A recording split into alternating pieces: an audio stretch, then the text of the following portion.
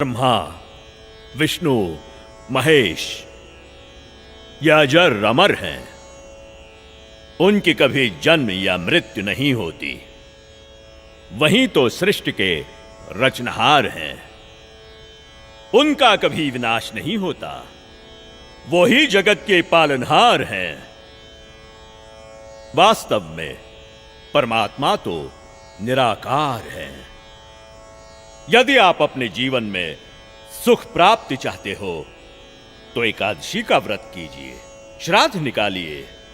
जो श्रद्धालु लोग इस जन्म में दुख भोगते हैं वो उनके पिछले जन्मों के कर्मों का फल है, और पिछले जन्मों के कर्म फल को भगवानों को भी भोगना पड़ता है। तो फिर आम जीव की क्या औकात है? अगर परमात्मा की प्राप्ति चाहते हो तो हमारे साथ बोलिए, हरे राम राम राम हरे हरे, हरे राम राम राम हरे हरे, हरे कृष्णा कृष्णा कृष्णा हरे हरे, हरे कृष्णा कृष्णा कृष्णा हरे हरे। बोलो शेरा वाली माता की राधे राधे राधे राधे राधे राधे राधे राधे। भक्तों, यदि आप में से किसी के भी मन में कोई भी आशंका हो, कोई भी प्रश्न हो तो निसंकोच पूछिएगा। महात्मा जी, आप ये भोली भाली जनता को क्यों गुमराह कर रहे हो? अरे दुष्ट लड़की, तेरा ये बोलने का दुस्साहस कैसे हुआ? तेरे पास क्या आधार है कि मैं जनता को गुमराह करता हूँ? लगता है ये हिंदू विरोधी है। ए चल नीचे बैठ।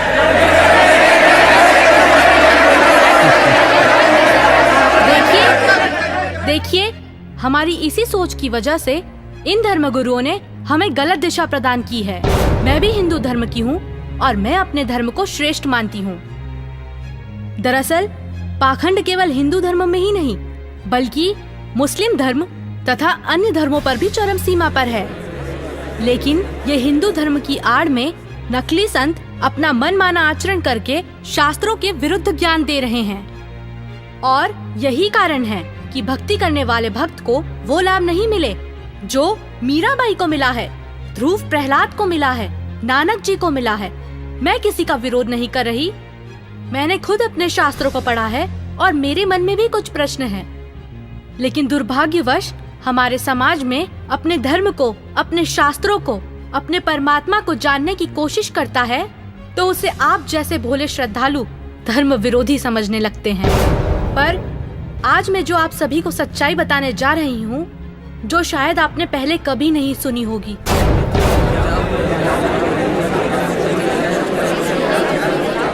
ज्यादा बात मत बना लड़के। तेरे पास क्या प्रमाण है? बताती क्यों नहीं? महात्मा जी, थोड़ा धीरज रखिए और सुनिए। आप ही ने तो कहा था ब्रह्मा, विष्णु, महेश अजर अमर हैं, उनका कभी विनाश नहीं होता, वही सृष्टि के रचनाहार हैं। मैंने टीवी पर एक संत रामपाल जी का सत्संग सुना, उसी से पता चला। पता है उन्होंने क्या कहा? रुकिए एक मिनट, अभी बताती हूँ।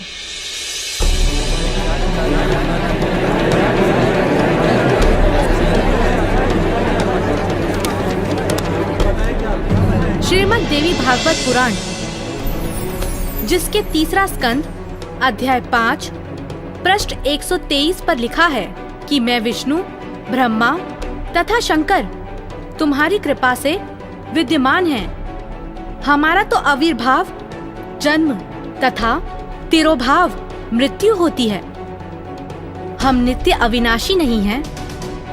श्रीमद् भागवत महापुराण तीसरा स्कंद अध्याय 4 पृष्ठ 10 श्लोक 42 पर लिखा है, हे मात ब्रह्मा, मैं तथा शिव तुम्हारे ही प्रभाव से जन्मवान हैं, नित्य नहीं है, अर्थात हम अविनाशी नहीं हैं। ये श्रीमद् देवी भागवत देखिएगा, सचित्र मोटा टाइप हिंदी, गीता प्रेस गोरखपुर से प्रकाशित है। और परमात्मा चाहने वाले हिंदुओं के घरों पर लगभग रखी पाओगी।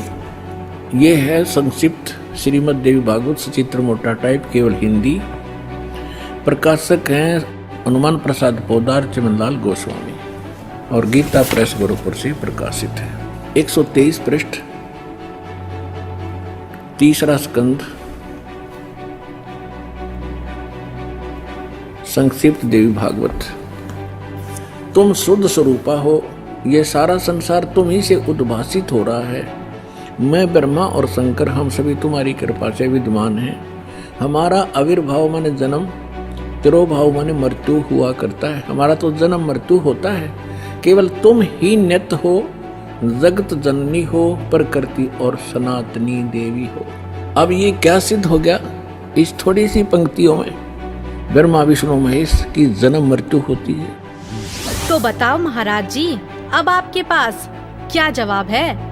आप ही ने तो कहा परमात्मा निराकार है। हाँ, तो गलत क्या कहा? परमात्मा तो निराकार ही है, और यही हमारे वेद शास्त्र कहते हैं। महात्मा जी, आप बिल्कुल झूठ बोल रहे हैं। शास्त्रों में कहीं नहीं लिखा कि परमात्मा निराकार है। शास्त्रों में क्या लिखा है ये मैं आपको बताती हूँ, जो कि मुझे संत जी के प्रवचनों द्वारा पता चला। अब ऋग्वेद मंडल नंबर 9 सूक्त 82 में कति कंसेप्ट क्लियर हो जाएगा। ऋग्वेद मंडल नंबर 9 सूक्त 82 और मंत्र नंबर 1 में क्या कहा है? वह है जो सर्वोत्पादक प्रभु यानी सबकी उत्पत्ति करने वाला, 6 दिन में सृष्टि रच के 7वां दिन तख्त पर बैठने वाला, प्रकाश रूप सद्गुणों की वृष्टि करने वाला, पापों का हरण करने वाला, वह राजे, ये संस्कृत है। इसका अर्थ है राजा के समान। राजा के, ये 269 पृष्ठ पे है राजा के, और इधर देखो 270 पृष्ठ पे, 270 पृष्ठ पे राजा के समान दर्शनीय है। देखने में राजा के समान है, तख्त पर विराजमान है, सिर पर मुकुट है उसके, और वह पृथ्वी आदि लोकांतरों के चारों ओर शब्दमान हो रहा है। वह वर्णीय पुरुष को, अच्छी आत्मा को, जो दृढ़ भक्त है उसको पवित्र करता हुआ प्राप्त होता है। कैसे? जिस प्रकार विद्युत स्नेह वाले स्थानों को आधार बनाकर प्राप्त होता है। आगे किस लिए आता है? उद्देश्य क्या होता है आने का? हे परमात्मन, उपदेश करने की इच्छा से, तत्व ज्ञान, यथार्थ ज्ञान बताने की इच्छा से आप महापुरुषों को प्राप्त होते हो, नीचे आकर के गति करके आते हो, और आप अत्यंत गतिशील पदार्थ के समान हमारे आध्यात्मिक यज्ञ को यानी हमारे धार्मिक अनुष्ठानों को प्राप्त होते हैं।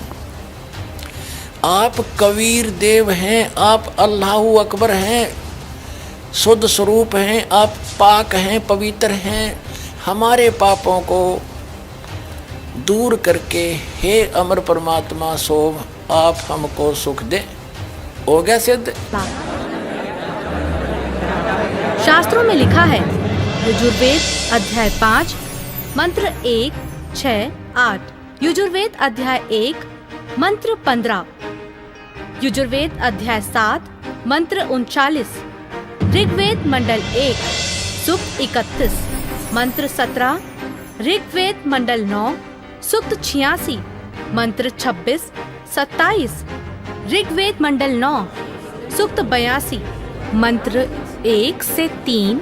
इसमें यह लिखा है कि परमात्मा साकार है, और यही पवित्र कुरान शरीफ और पवित्र बाइबल सिद्ध करते हैं। यह है पवित्र बाइबल, संपूर्ण जीवन अध्ययन बाइबल। प्रबंधक संपादक डेविड स्टुअर्ट, अंग्रेजी प्रधान संपादक डोनाल्ड सी स्टाम्स, MA MDV, संयुक्त संपादक ये सारे इनका ये यहाँ से छपाई दे।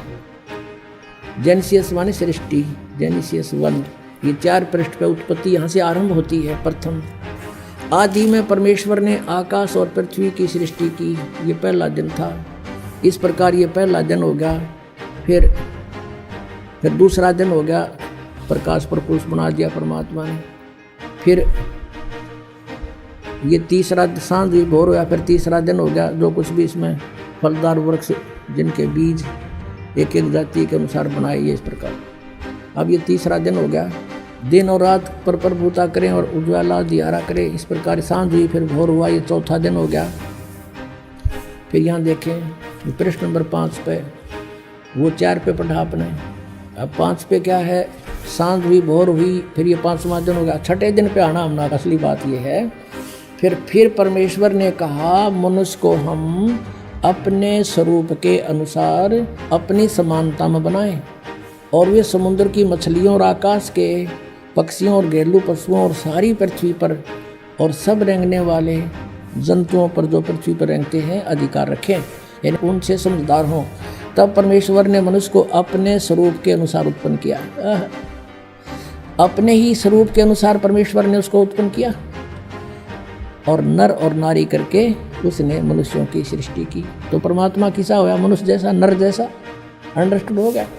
अब पवित्र बाइबल ने स्पष्ट कर दिया कि परमात्मा मनुष्य जैसा है, उसने अपने जैसे रूप में मनुष्य को बनाया, नर नारी करके उत्पन्न किया। अब कुरान शरीफ दिखाते हैं आपको, देख कुरान शरीफ शास्त्रीय अरबी पद्धति पर नागरी लिपि में रूपांतरकार हैं नंद कुमार अवस्थी, शेरवानी संस्करण। ये कहाँ से छपी है?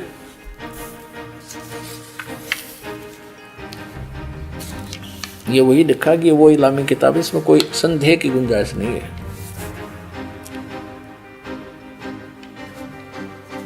शेरवानी संस्करण, प्रकाशक है लखनऊ किताब घर, मौसम बाग, सीतापुर रोड, लखनऊ। हम यहाँ पढ़ेंगे, हिंदी पढ़ेंगे। सूरत फुरकानी 25 607 पृष्ठ पर यहाँ देखिए 59 नंबर आयत में, सूरत फुरकानी 25 में, जिसने आसमान और जमीन और जो कुछ उनके बीच में है सबको 6 दिन में पैदा किया और फिर तख्त पर जा विराजा। अब इससे सिद्ध हो गया कि दोनों पवित्र सदग्रंथों ने रल मिलकर ये सिद्ध कर दिया कि परमात्मा मनुष्य जैसे शरीर युक्त है, मनुष्य जैसा साकार है। महात्मा जी, आपने ये भी झूठ कहा है कि श्राद्ध निकालने, व्रत करने से सुख और मुक्ति मिलती है, जबकि संत जी के प्रवचनों से सुना है कि गीता अध्याय 9 के श्लोक 25 में कहा है, पितरों को पूजने वाले पितरों को प्राप्त होते हैं, भूतों को पूजने वाले, पिंड दान करने वाले भूतों को प्राप्त होते हैं, अर्थात भूत बन जाते हैं।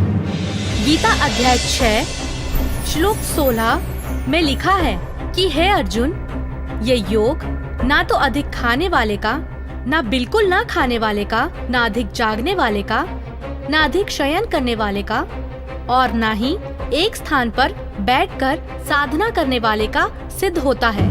गीता अध्याय 16 श्लोक 23-24 में कहा है कि शास्त्र विधि को त्याग कर जो साधक मनमाना आचरण करते हैं, उनको ना तो कोई सुख होता है, ना कोई सिद्धि प्राप्त होती है, तथा ना उनकी गति अर्थात मोक्ष होता है। अरे क्या चल क्या रहा है इस लड़की का? अरे कोई तो रोको उसे। ये लड़की सही बोल रही है।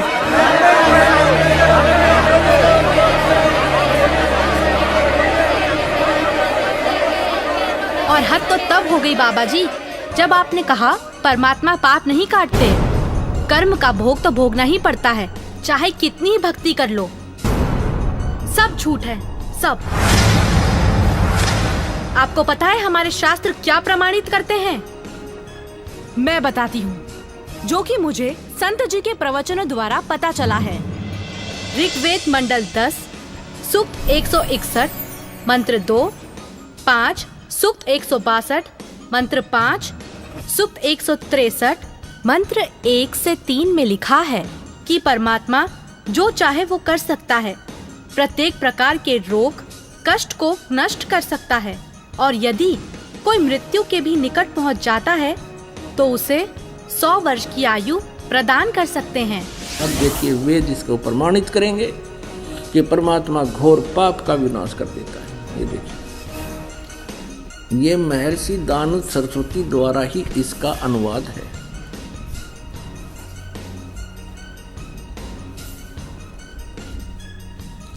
प्रकाशक हैं सार्वदेशिक आर्य प्रतिनिधि सभा 2/5 महर्षि दानव भवन रामलीला मैदान नई दिल्ली से। यजुर्वेद आर्य भाषा भाष्य संपूर्ण 40 अध्याय महर्षि दानंद सरस्वती कृत यानी दानंद जी के द्वारा इनका अनुवाद है। मुद्रक है Prince offset printers 1510 Pataudi house Daryaganj नई दिल्ली से। अब देखिएगा यजुर्वेद के 8वें अध्याय का 13वां मंत्र स्पष्ट करेगा। ये 8वां अध्याय और 241 पृष्ठ पे 8वें अध्याय का 13वां श्लोक। इसमें क्या लिखा है कि देव कर्तस्य एनस्य अवजनमसि, मनुष्य कर्तस्य एनस्य अवजनमसि, पितृ कर्तस्य एनस्य अवजनमसि, आत्म कर्तस्य एनस्य अवजनमसि। एनस्य एनस्य घोर, एनस्य एनस्य माने अपराध के अपराध यानी घोर पाप के भी। अब आपको इसका यहाँ दिखाते हैं 242 पृष्ठ पर इन्हीं का अनुवाद किया हुआ। ये 242 पृष्ठ पे। हे सबके उपकार करने वाले मित्र आप। अब यहाँ इसने मित्र शब्द प्रयोग कर लिया, यहाँ परमेश्वर ना लिखा, क्योंकि इसको पता था वेदों को पढ़ने वाला मुझ पर पूरा विश्वास करेगा, और मैंने यहाँ लिख दिया मित्र, तो वो ये समझेगा कि मित्र के बारे में लिखा है, भगवान के बारे में नहीं, इसलिए इसको पढ़ पढ़ा कर आगे चल पड़ेगा। आप दान देने वाले के अपराध के, अवजनम एनस्य माने अपराध के, अवजनम माने विनाश करने वाले, असी माने हो, मनुष्य कर्तस्य साधारण मनुष्यों के किए हुए, एनस्य माने अपराध के, अवजनम माने विनाश करने वाले हो। पितृ कर्तव्य से पिता के किए हुए, एनस्य माने अपराध, ये अपराध ही लिखना चाहिए था, विरोधासन लिखा है। अच्छी प्रकार हरने वाले हो, नाश करने वाले हो। अपने किए हुए, एनस्य माने पाप के, एनस्य कहो, एनस्य का अर्थ पाप कहो, एनस्य माने अपराध कहो, एनस्य माने अपराध या पाप एक ही अर्थ होता है। एनस्य माने पाप के दूर करने वाले, अवजनम माने नाश करने वाले, अवजनम विनाश करने वाले हो, अवजनम माने विनाश करने वाले हो।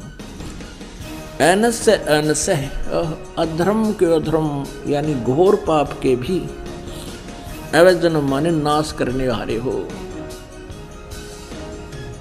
अब जानता हुआ मैं जो कुछ भी अधर्म आचरण किया करता हूँ या करूँ, अनजान में जो कुछ भी किया करता हूँ वह करूँ, उस सब एनस्य माने अपराध के, पाप के, दुष्ट आचरण के नहीं, पाप के आप अवजन माने नाश करने वाले हो। और महात्मा जी, आपको तो ये भी नहीं पता पूर्ण परमात्मा कौन है। अच्छा लड़की, तो तुम ही बताओ कौन है पूर्ण परमात्मा? पूर्ण परमात्मा वो है जिसने सृष्टि की रचना की है। उस परमेश्वर का नाम है कबीर। मैं आपको प्रमाणित करती हूँ, जो कि मुझे संत जी के प्रवचनों द्वारा पता चला है। प्रमाण 1, पवित्र यजुर्वेद अध्याय 29 मंत्र 25। जिस समय भक्त समाज को शास्त्र विधि त्याग कर मनमाना आचरण कराया जा रहा होता है, उस समय कबीर देव तत्व ज्ञान को प्रकट करता है। प्रमाण 2, पवित्र सामवेद संख्या 359 अध्याय नंबर 4 के खंड नंबर 25 का श्लोक नंबर 8, जो कबीर देव तत्व ज्ञान लेकर संसार में आता है, वह सर्वशक्तिमान है तथा काल के कर्म रूपी किले को तोड़ने वाला है, सर्व सुखदाता है तथा सर्व के पूजा करने योग्य है। ऋग्वेद मंडल 9 सूक्त 86 मंत्र 17। ऋग्वेद मंडल 9 सूक्त 86 मंत्र 18। ऋग्वेद मंडल 9 सूक्त 86 मंत्र 19। ऋग्वेद मंडल 9 सूक्त 86 मंत्र 20। अथर्ववेद कांड नंबर 4 अनुवाक नंबर 1 मंत्र नंबर 7। मुस्लिम धर्म के पवित्र शास्त्र कुरान शरीफ सूरत फुरकानी 25 आयत 52 से 59 में लिखा है कि कबीर परमात्मा ने 6 दिन में सृष्टि की रचना की तथा 7वें दिन तख्त पर जा विराजा। जिससे परमात्मा साकार सिद्ध होता है।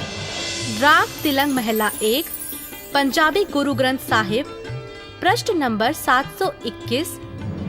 बाइबल में भी लिखा है, सृष्टि की रचना परमात्मा ने की, जिनका नाम है कबीर।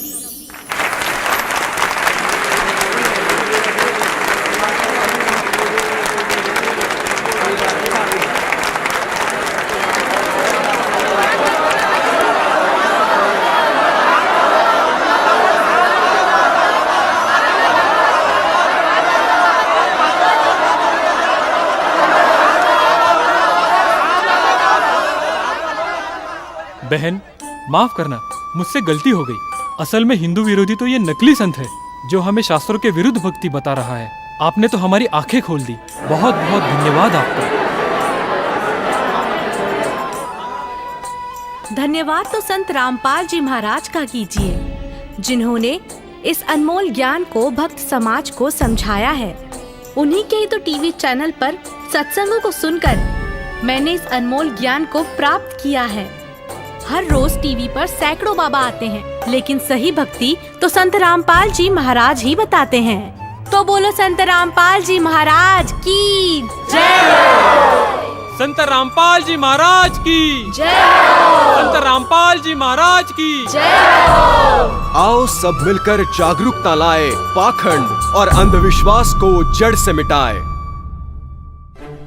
अंधश्रद्धा भक्ति मानव जीवन के लिए बेहद खतरनाक है। शिक्षित समाज से निवेदन है कि नकली और शास्त्र विरुद्ध साधना बताने वाले धर्म गुरुओं से बचे तथा नकली धर्म गुरु का विरोध करे। सभी धर्मों में पाखंडवाद चरम सीमा पर है। समाज को चाहिए कि गलत साधना बताने वाले धर्म गुरुओं का डटकर विरोध करे। पुस्तक अंधश्रद्धा भक्ति खतराए जान को पढ़े। हमारे इस वेबसाइट पर जाकर इस पुस्तक को निःशुल्क पाए, या फिर आपका पूरा नाम, पता और फोन नंबर इन नंबरों पर SMS करें। अवश्य देखिए जगतगुरु तत्वदर्शी संत रामपाल जी महाराज के मंगलमय प्रवचन हर रोज इन चैनलों पर। सोशल मीडिया पर हमसे जुड़ने के लिए लाइक, सब्सक्राइब और फॉलो जरूर करें।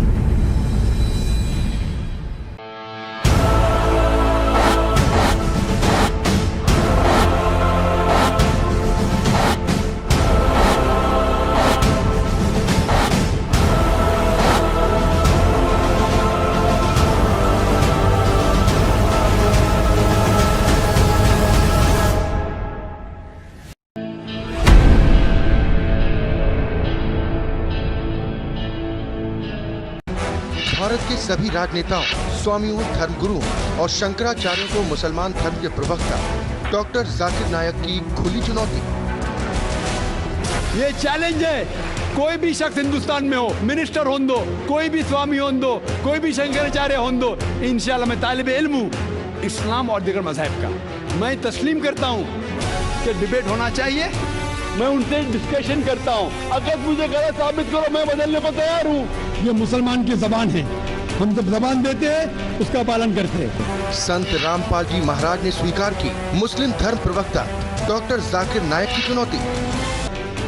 मुस्लिम धर्म प्रवक्ता डॉक्टर जाकिर नायक हैं सादर आमंत्रित, जब चाहे कर सकते हैं संत रामपाल जी महाराज के साथ ज्ञान चर्चा।